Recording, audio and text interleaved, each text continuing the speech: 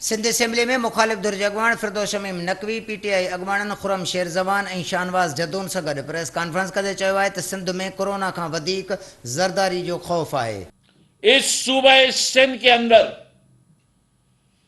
इस मुल्क की सबसे बड़ी बीमारी का खौफ है और वो बीमारी कोरोना नहीं है।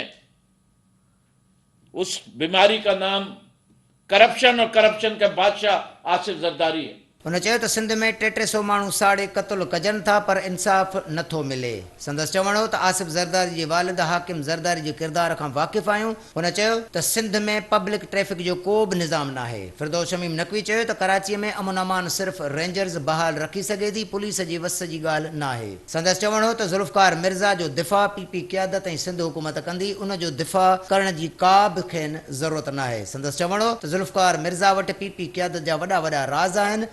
हम क्यों जुल्फिकार मिर्जा को डिफेंड करें? जुल्फिकार मिर्जा को तो आप डिफेंड करें। सबसे ज्यादा वक्त उसने आपके साथ गुजारा है।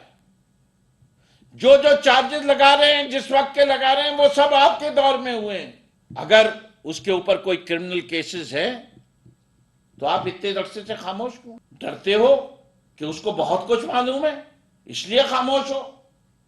फिरदौस शमीम नकवी चयो त मुर्तज़ा भुट्टो जी क़त्ल जी जांच रिपोर्ट छो पधरी न थी आहे। पीटीआई अॻवान खुरम शेर ज़मान जो चवणु हो त उज़ैर बलोच आसिफ ज़रदारी सां लाॻापन जो एतराफ़ कयो आहे। पीपी क़यादत ऐं सिंध हुकूमत कराचीअ में रतो छाण कराई। हुन चयो त सिंध जी अवाम ॿुधाए त पीपी हुकूमत खेनि छा ॾिनो आहे। जब तक पाकिस्तान पीपल्स पार्टी सूबे सिंध के अंदर इक़्तिदार के अंदर रहेगी, पाकिस्तान के लिए बेहतरी आ ही नहीं सकती है। ये वो सूबा सिंध है जो पूरे पाकिस्तान को चलाता है, लेकिन सूबे सिंध के लोगों को समझना पड़ेगा कि ये सिंध का कार्ड जो खेलते हैं ये सिर्फ और सिर्फ ब्लैकमेलिंग करते हैं, ये आपको डराते हैं। आप इनसे पूछें इन्होंने सूबे सिंध के लिए क्या किया है।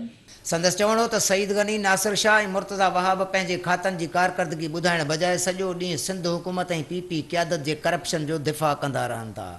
खुरम शेर ज़मान चयो त उन्हनि वज़ीरनि जी मिल्कियतुनि जी जांच कराई वञे त पीपीए में शामिलु थियण खां अॻु वटन छा हो ऐं हाणे वटन केतिरी मिल्कियत आहे। कैमरामैन कलीम खोखर सां गॾु हकीम सेठार, सिंध टीवी न्यूज़, कराची।